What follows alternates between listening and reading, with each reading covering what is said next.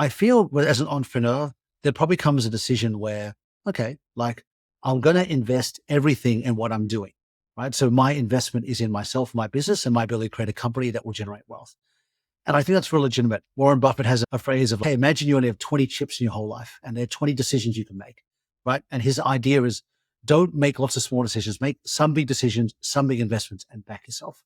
And for some entrepreneurs, that's the thing. I'm all out. I'm all in. Even if I lose everything, I'll be okay because then if I win, I gain everything. And the Yeah, flip side is very there are good. some entrepreneurs who are like, hey, this may not work out. I'm not all in with it. Yeah. And I think in that case, the development of a passive income will be a wonderful cushion for you, right? In case things go wrong, the market turns away, you Yeah. can't control it. And so I Yeah. think getting good at investing will give you longevity and confidence in your entrepreneurship, that it is not Yeah. all about making this company successful, that you've got the safety cushion. So I think it is a valuable corollary to the Mm. entrepreneur folks out there.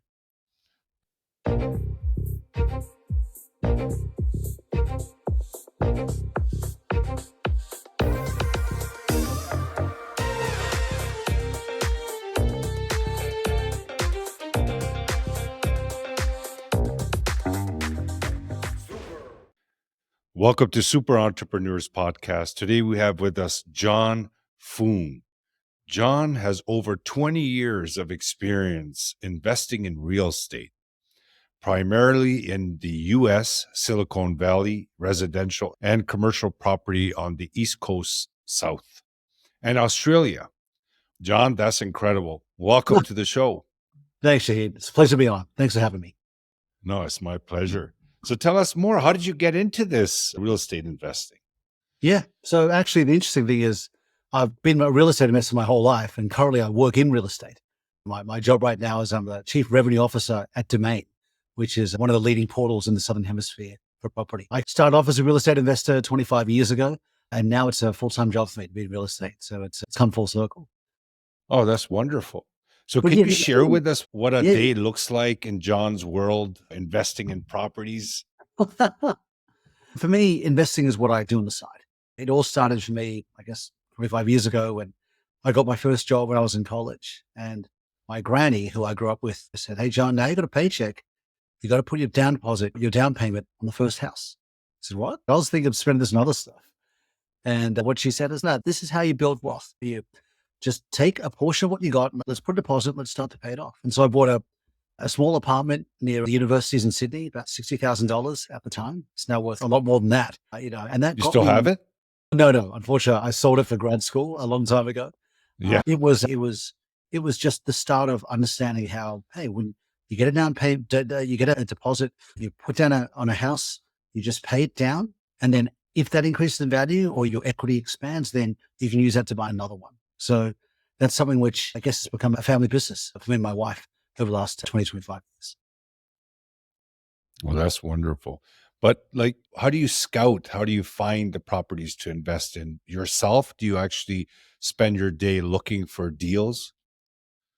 Property investing really depends on what phase of life you're in. So actually right now, we lived in America. That's where my wife, I was working in Silicon Valley, and now we've moved back to Australia. We were looking the last year for properties, but actually we're looking for a primary residence, for a place to stay. And so for that, including the company I work for, a Domain, which is an app, a real estate portal. Yeah, once we define our area, our parameter, just every property that comes up, okay, what is it? Does it meet our criteria? And someone to go visit. And we're lucky to have a buyer's agent to help us with that. So in that phase of life where the primary investment need for us was to actually buy property for us to live in Australia, that is what our needs were. Yeah, we're every day with the alerts. Just bang, it comes up. Okay, something comes in. I'm going to see the open house on the weekend.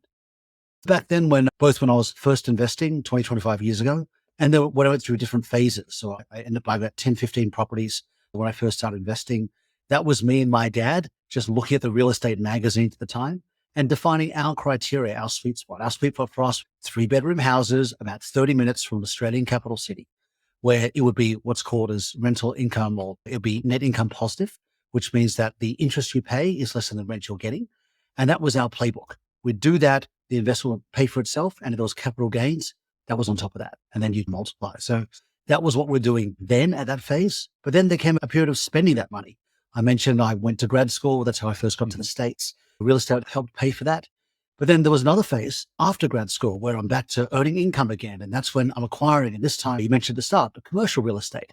And I'd made some friends in grad school who were real estate investors. That was a different kind of thing. We were looking for hotels to buy or fast food restaurants or things like that in a syndicated manner. So the trick out investing is you try and understand what you need, where your interests are, both professionally and personally. The intersection of those is what makes good investing for that stage in time for you. Very good. And John, do you help others with your experience now? Do you have some kind of a coaching program or anything like that? No, a lot of my job now, my full-time job is I run a large sales team. So we have about a team of a few hundred within Domain and a few hundred within some of our subsidiaries like Realbase. And we are trying to help Australia and New Zealand's property industry by making sure that when people are looking for property, they can do it confidently because they know they're getting high quality matches and high quality alerts. So I guess I'm trying to help the industry in that way. And that's the business where I'm one of the leaders at. In terms of my own investing journey, obviously I'm not in a position really to be formally mentoring people right now. Young family, a lot of work. It's not something I'm spending a lot of time thinking about. But certainly with my friends, people at the same life stage, we will always talk about property. I know a lot of your listeners are not from Australia, but there's a saying that in Australia, property is Australia's favorite pastime. We're always talking about property. You look at real estate agents, they're everywhere. The amount of money we spend on property, the amount of time is more than any other place per capita. It's an amazing place to be. Yeah. It's interesting you said that because there was a period where we hit, I believe, top 10 or I can't remember now. Was it Yeah, top yeah. 10? Top 10, I believe, in New Zealand. But Oh, really? don't quote me on that. I have to find out exactly. I don't know if it's top 10 or top 50, but it was like, whoa, like I was happy to see that. So I'm pretty sure it was around top 10 New Zealand. And I was saying, wow, that's pretty cool. I That's didn't pretty know cool. I had fans there. That's kick-ass. New Zealand is a wonderful country. It's a big Australian rival. They've got a wonderful lifestyle, and it's a few million very well-educated and picky people. So well done on making the top 10. Yeah. Yeah. Thank you. I'm not sure what I am right now, but at that point, about a year ago, a little bit over a year ago, I believe, or under a year ago, around that time. When it comes to you providing a service like Yeah, for with Domain, basically you help people invest in properties. So what you do, what you work with, the yeah. clients that you work with are type of people that are investors that come to you and say, hey, you know what, I want to get into investing. What do you have for me? And this is how much funds I have available. And then you help them find or scout properties at all. I'm just No, trying to understand what you guys do exactly. for sure. No, it's not that sophisticated. It is not that investing sophisticated. Maybe it will be one day. Think of us as a Redfin or a Zillow, right? So if you're looking for a house, whether you're buying, whether you're investing, whether you're renting, you might have an app like Redfin or Zillow, and Domain is a similar kind of app for Australia. Or you might go to a website like realtor.com, domain.com.au is another website, and you'll say, hey, show me all the properties in the suburb. You'll put in a bunch of search criteria. And then that is how people use us. They find properties to buy. And we are primarily, who pays for our service is the person who is selling their house or trying to rent their house out. And the person who brokers that transaction is the real estate agent, the selling agent, you might say. So that's what we do. And yeah, investors do use us. I used Domain when I was an investor, but primarily actually the most popular group with people look for a house to live in, owner occupiers. That's our primary constituency. Very good, very good. What do you see the future for investing in that region? Because they're talking about the global recession. Is Yeah. that going to impact that region?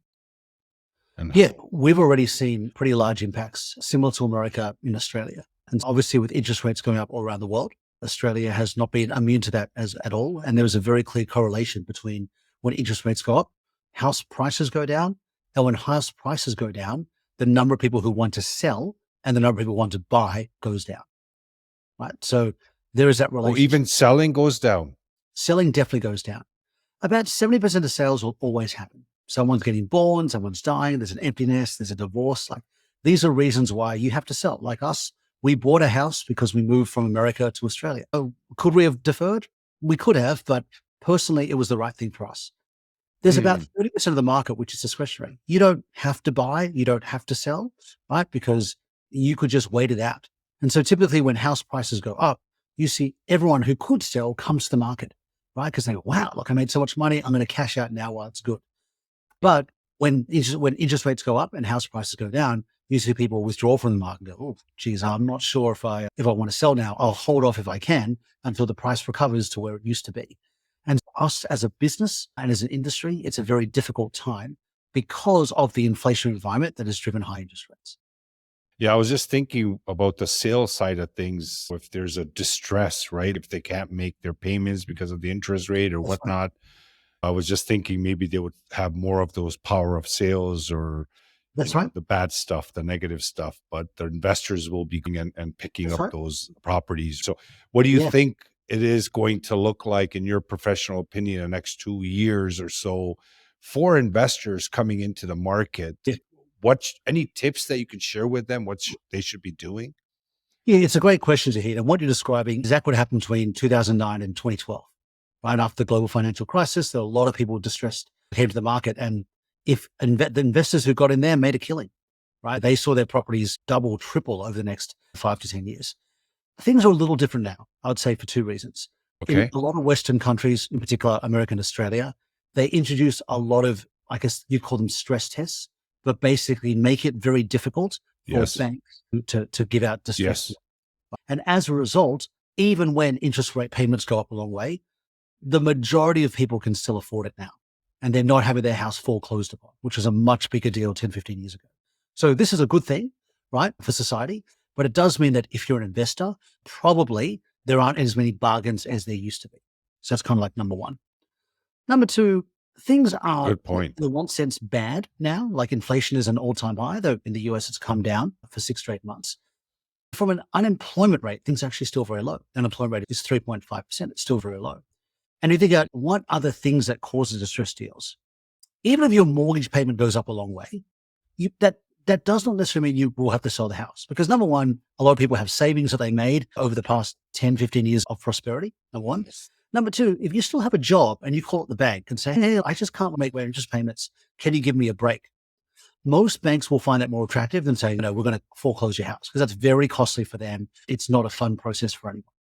And so you'll find, I think, you'll only get a lot of really good deals if unemployment goes up a long way, because that's when people don't have a job and their mortgage payments have gone up, then they're in real financial distress, then they have to sell. I think you've seen very few of those cases so far, because still in America, there's 1.7 jobs for every person who's unemployed. So if you really had to get a job and make your mortgage payment, mostly you still can now. And that was not the case 15 years ago. Very good. So is there not very good? There's some bad in there as well, It but it's was. great information. What do you find that the best market would be in the next 2 years, in your professional opinion? Which area, which region? So I think it depends what you want best market. But in terms of, for those of you, and obviously there's a lot of entrepreneurs, investors listening to this podcast. Typically, as an investor, I am looking for something that will outperform the market over the course of a reasonable period of time. And I think in property, a good rule is to try and expect to hold for at least 5 years. Because you buy this year, maybe it goes up, maybe it goes down. You just have no idea.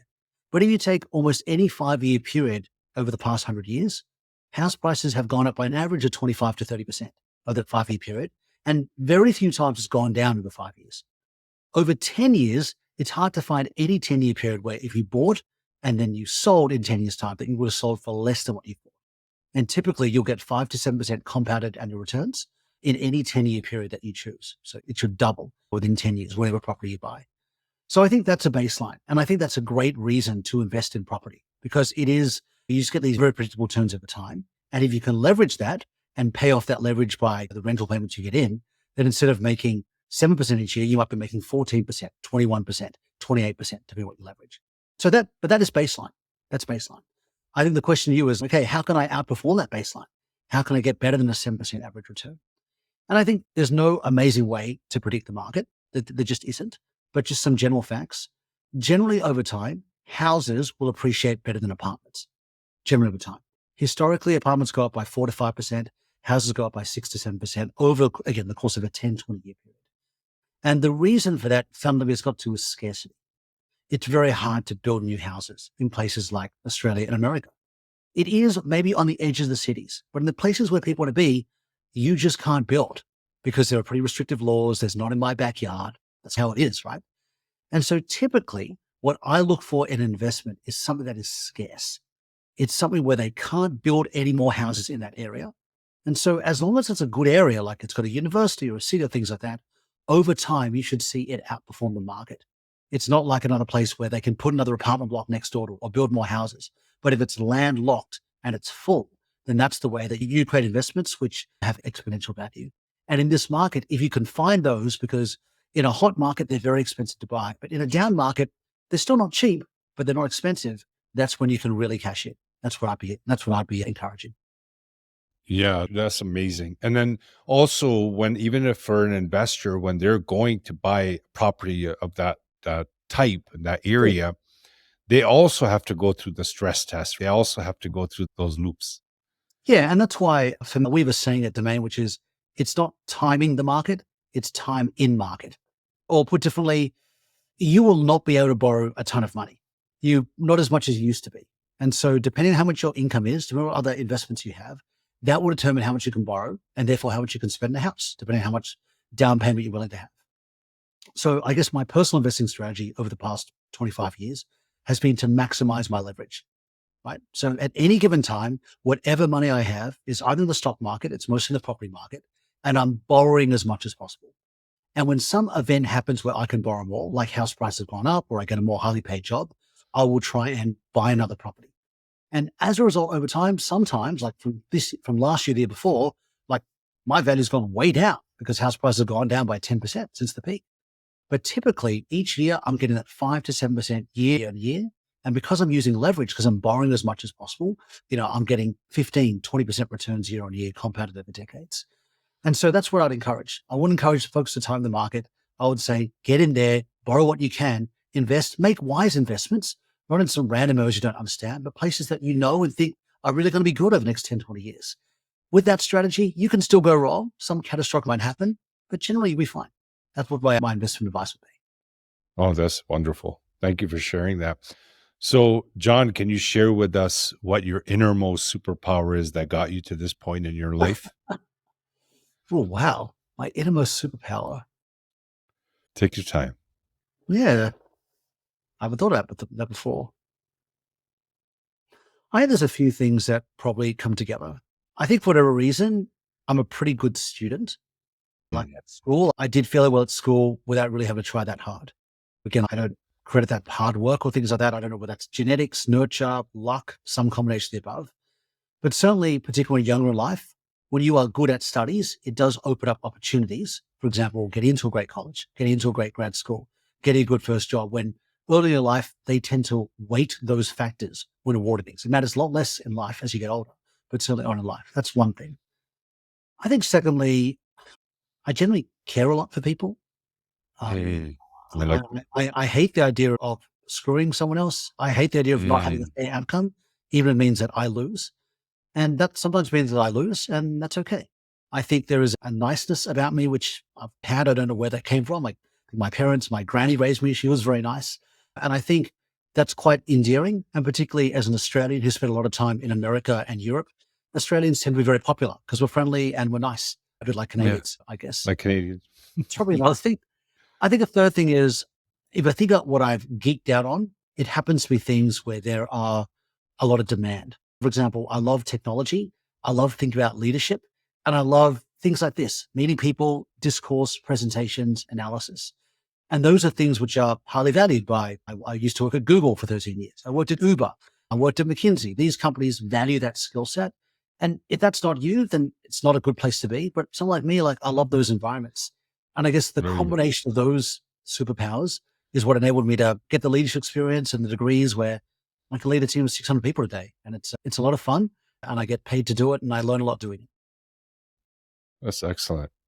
Do you have any kind of recommendation or suggestion to a new investor who has never invested before and wants to get into this?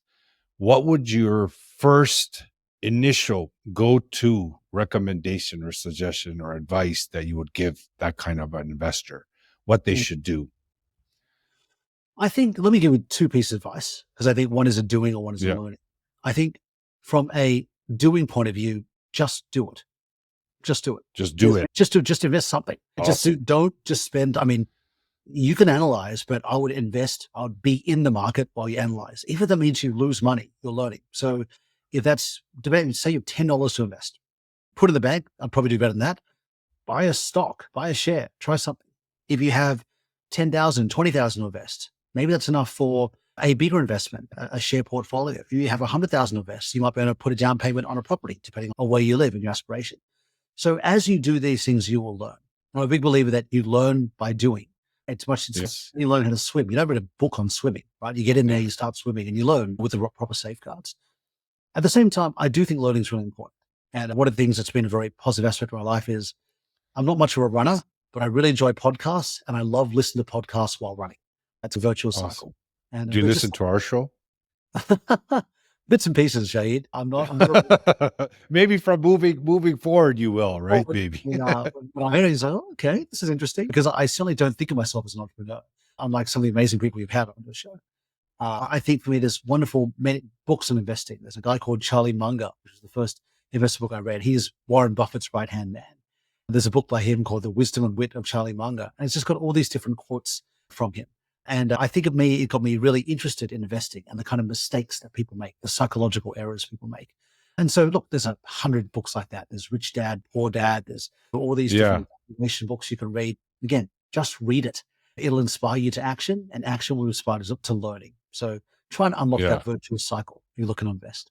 That's wonderful, John. Thank you so much for sharing that advice, because many people, entrepreneurs, especially wanting to get into entrepreneurship, they fall into that fear paralysis, right? They just don't know. The decision making is a big problem for many people, and they just don't know what to do. And your advice is just have a little appetite for failure, because entrepreneurship is not, or any investing or business is not Yeah. easy, right? Like, you have to take the leap and you have to be comfortable with losing here and there, because that's the Exactly. only way you're going to reach somewhere. Look, I think entrepreneurship is much harder than investing. It takes a lot of guts. And I Yeah. feel like a bit of an imposter coming to the show because I have not been an entrepreneur. I've had the privilege to work in a lot of big and safe companies. But the quote that Yeah. comes to mind that my old youth leader used to say was, "You don't feel your way into an action, you act your way into a feeling." So if you want to be Mm, a leader, entrepreneur, don't go, "Oh, I want to be confident. I want to be confident and therefore be a great entrepreneur." Just start doing stuff. And as you take risks and do things and invest and learn or start a business or hire people, then yeah. those actions will turn into that feeling, that confidence, that leadership Yeah. that you desire. That's excellent, John. We call that be, do, have. So you be it within, you just feel it, you know it within, not to play a part or anything, just within, you feel it, you're being it, you're there already, you're doing, and then Yeah, that's good. you That's good. have. We do and have. Okay. Yeah. I'll think about that one, Z. But Thank you for sharing.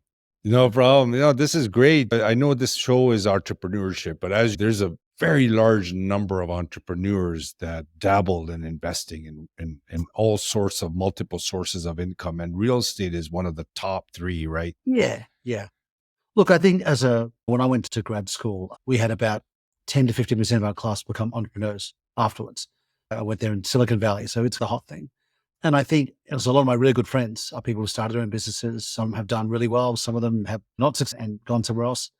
I feel as an entrepreneur, there probably comes a decision where, okay, like I'm going to invest everything in what I'm doing, right? So my investment is in myself, my business, and my ability to create a company that will generate wealth.